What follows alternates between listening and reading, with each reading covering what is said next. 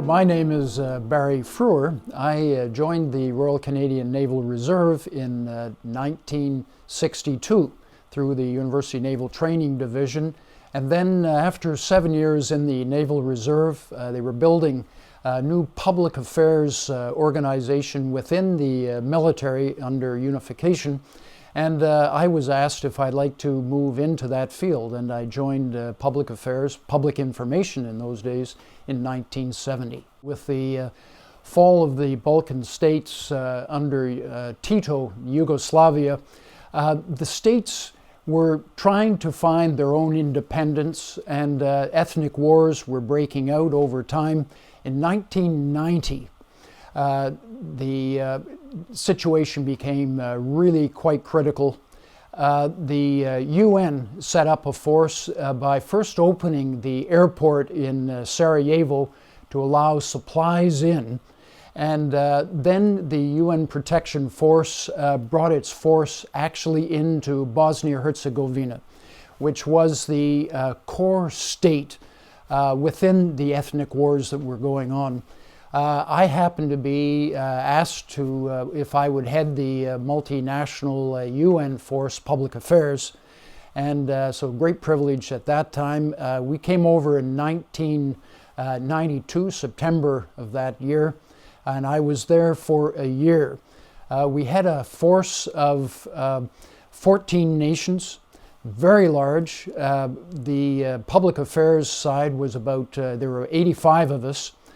I was with the commander and the inner circle, which was doing the negotiating, the spokesman aspect, as well as heading the public affairs force based in Sarajevo. One has to really understand the complexity of the situation, where you have usually an enemy and somebody opposing the enemy. This was three nations within Bosnia-Herzegovina, the Croats, the Serbs, and also the Bosniaks. The government at the time was led by the Bosniak president, Izetbegovic, based right in downtown Sarajevo, which is why we wanted to have our force located in Sarajevo and where negotiations would be easily done with the government. The mission at the time was under UNPROFOR. It was to help in the protection in the delivery of humanitarian aid.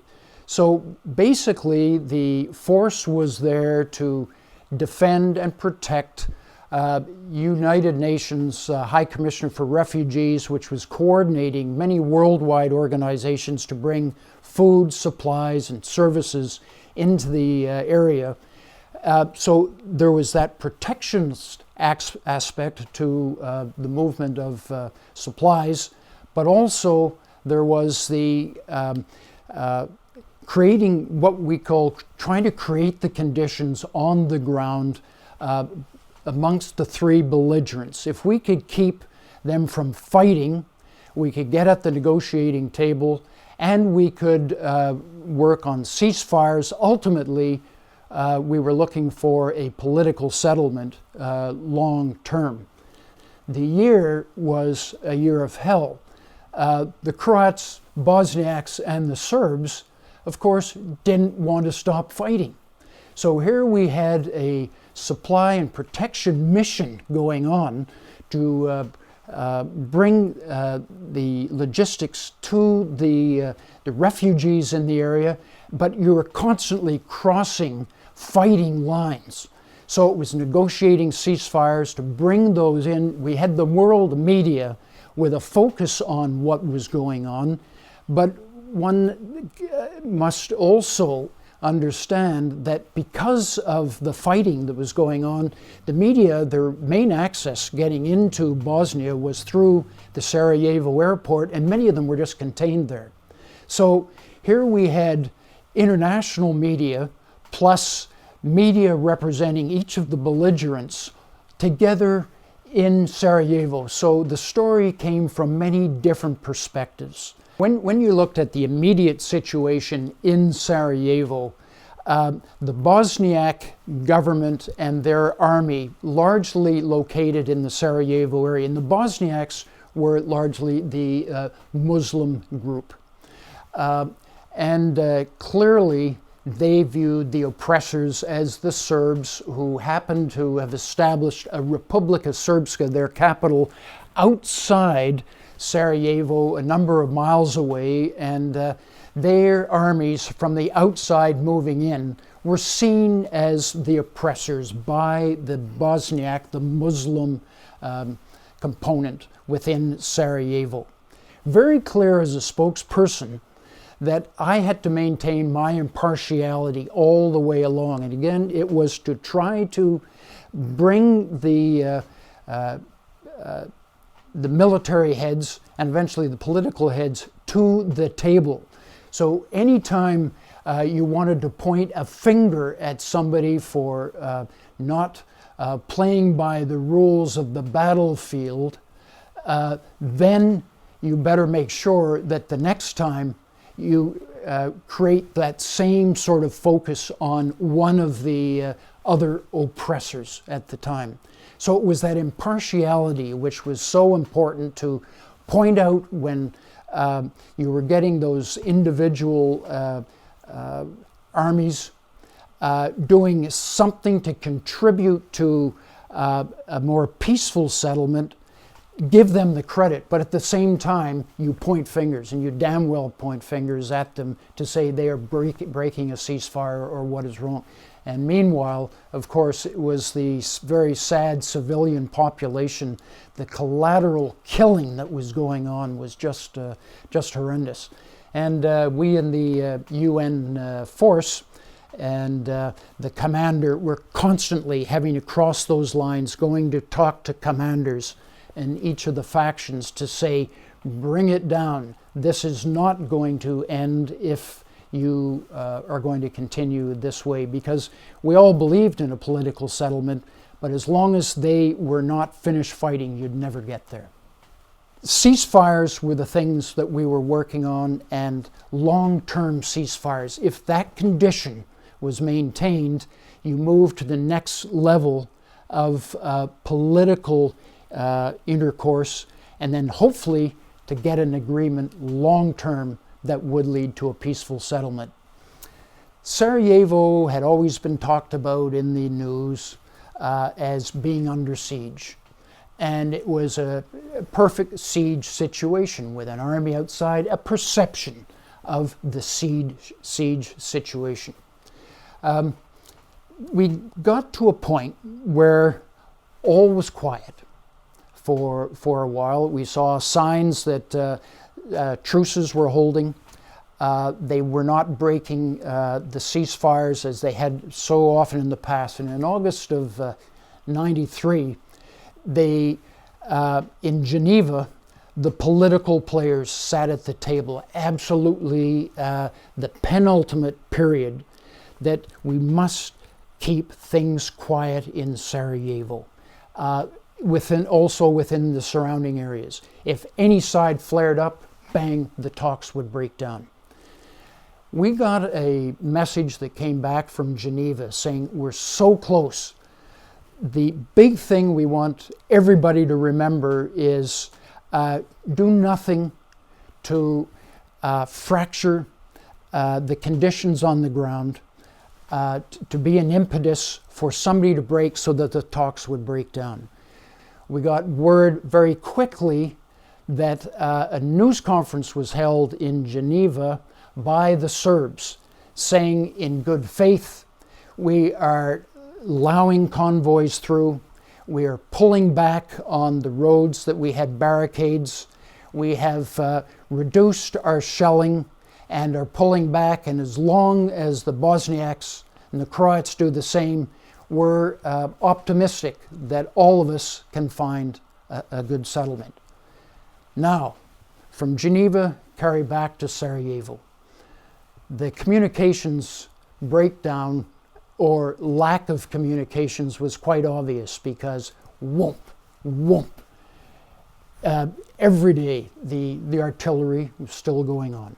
the response from the Bosniaks back into the hillsides against the Serbs was still going on. So international stage focused on Geneva, that the Serbs are saying we're quieting the situation. And here in Sarajevo, where we had a lot of the press still on the other side, we're perplexed. What in the hell is going on here? Back in Sarajevo, I'm at the table in front of a contingent of about 200 media. Commander Frewer, we understand from Geneva that the Serbs have declared Sarajevo is not under siege. Automatically, it was put into my court. Credibility right there as the shells are coming in. And I said, well, we're seeing signs that they're pulling back and that they have reduced some of the shelling that's going on, which one could only hope. We're optimistic that we'll continue to find an eventual peaceful settlement. So you're saying that Sarajevo is not under siege. Would you answer the question?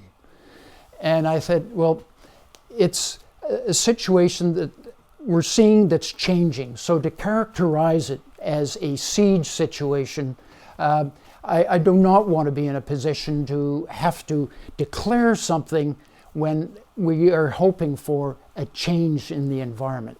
The pressures kept coming. So you're saying, Commander Frewer, that it is not under siege. I'm saying that I would call it a military encirclement.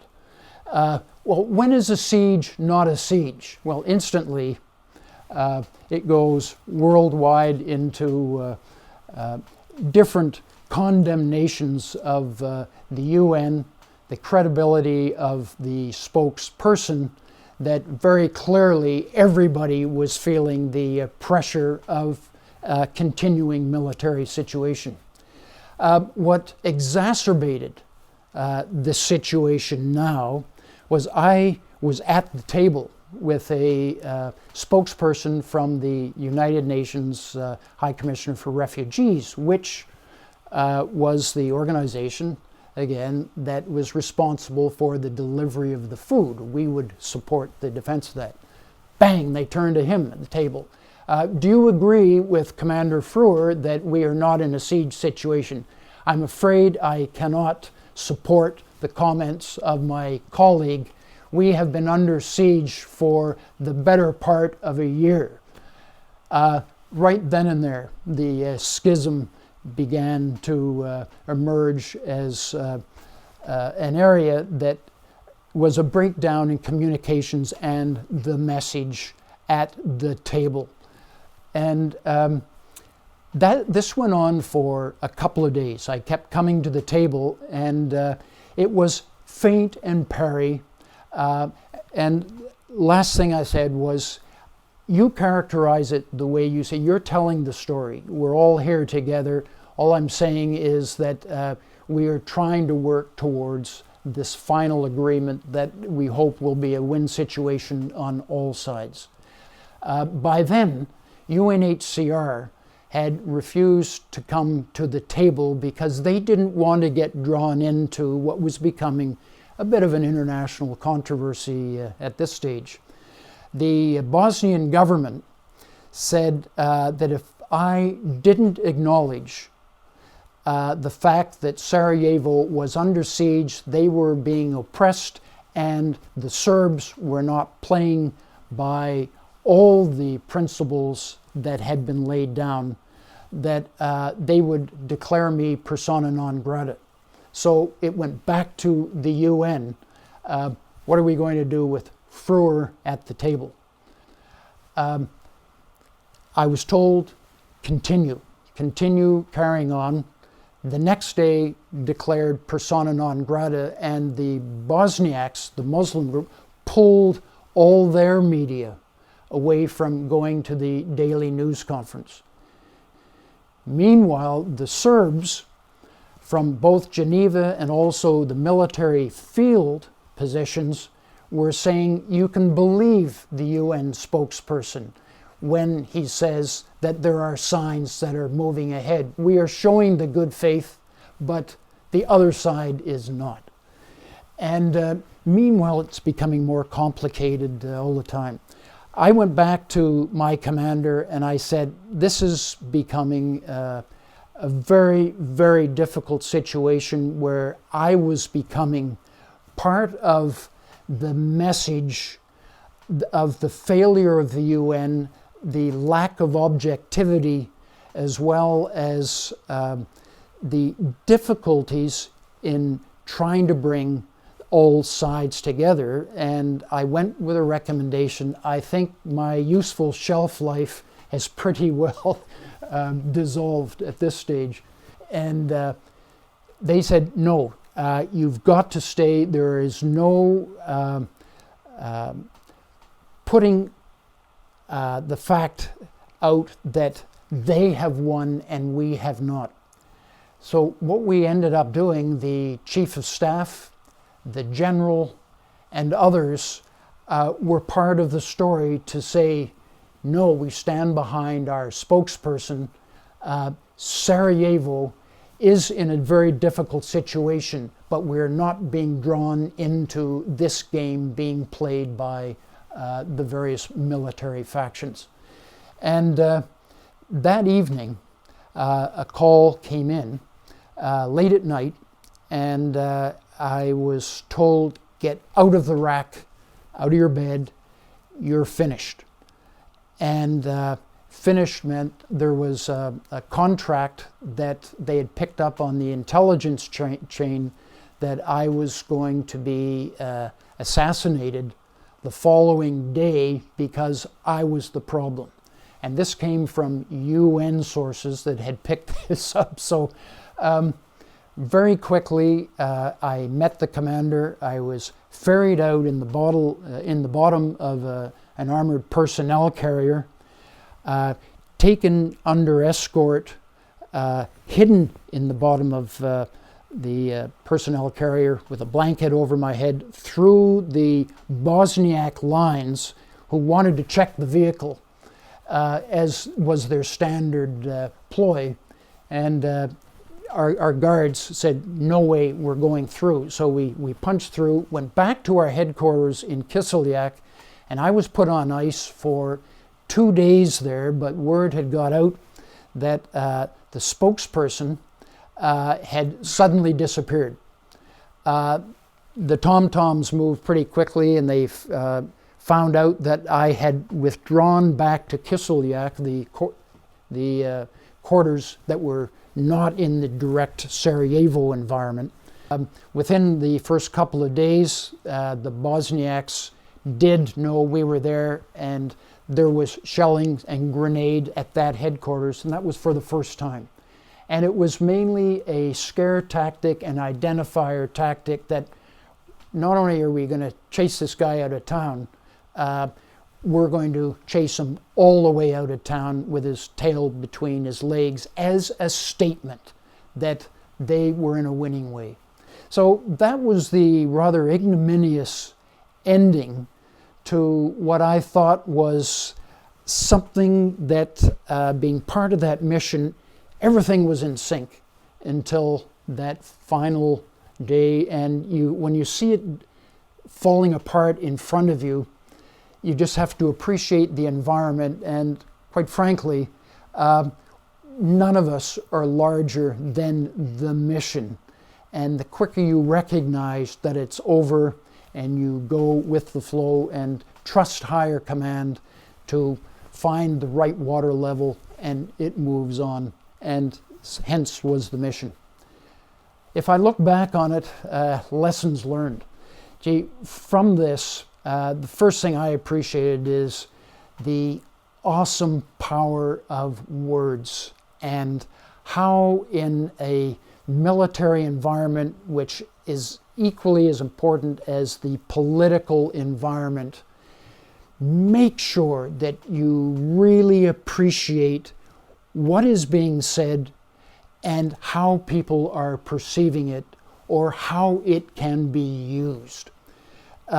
So that, I guess, is the first thing. And that appreciation, knowing yourself as a spokesperson, it's all about the credibility. You're the face of the mission. Your credibility, the trust you have with the media, the truth and transparency of your words. The important thing, too, to remember as I did, I guess it was after the fact, is consistency of the message, knowing and trusting your lines of communication, and no surprises.